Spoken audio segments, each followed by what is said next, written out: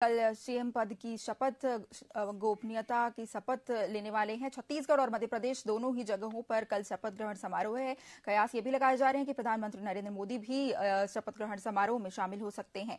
तो अब सीधे रुक कर लेंगे दुर्ग की ओर। दुर्ग से हमारे संवाददाता सुबोध तिवारी हमारे साथ सीधे जुड़ गए हैं। जी सुबोध जी, आज क्या कुछ खबरें हैं दुर्ग में जो सुर्खियों में रहने वाली हैं? छाया जी, अगर खबरों की बात करें खासकर सुर्खियों की, तो खासकर जो मौसम है और बेमौसम बारिश की वजह से जो यहाँ माहौल बना हुआ है उसका एक बड़ा खामियाजा किसानों को भुगतना पड़ रहा है। बात यह है कि जिन धान की फसल की कटाई हुई है वो तो किसान ले आए हैं, मगर बताया जा रहा है कि 25% भी धान की फसल नहीं आई है। यहाँ बताया जा रहा है कि लगभग 1,11,000 लगभग के क्विंटल की ही धान यहाँ लाई जा सकी है, और जो टारगेट है वो 5 लाख से ज्यादा के धान की फसल की है।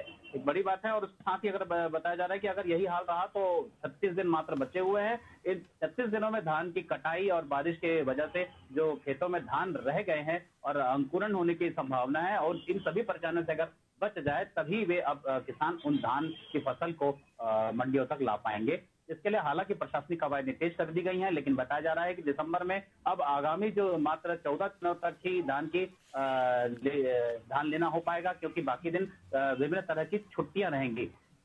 इस कारण भी किसान अब चिंतित हैं। दूसरी बड़ी बात है कि जिले के 6 ऐसे निकाय हैं जहां पर ऑडिट रिपोर्ट में बड़ी गड़बड़ी पाई गई है, जिसे लेकर राज्य शासन के द्वारा हालांकि नोटिस जारी किया गया है, और कहा जा रहा है कि 3 दिनों के भीतर ही इस नोटिस का जवाब देना होगा, अन्यथा जिम्मेदारों के खिलाफ कड़ी कानूनी कार्रवाई भी की जा सकती है। बताया जा रहा है कि यह चरोदा पाटन, कुमारी, अहिबारा, उतई और भिलाई चरोदा निकाय हैं जहां पर इस तरह की ऑडिट रिपोर्ट में बड़ी गड़बड़ियां पाई गई हैं।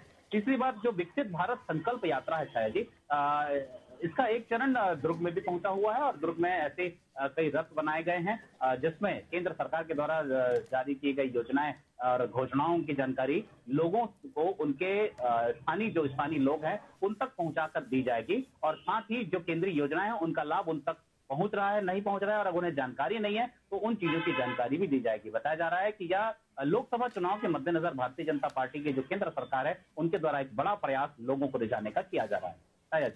जी सुबोध जी, तमाम जानकारियों के लिए आपका बहुत बहुत धन्यवाद।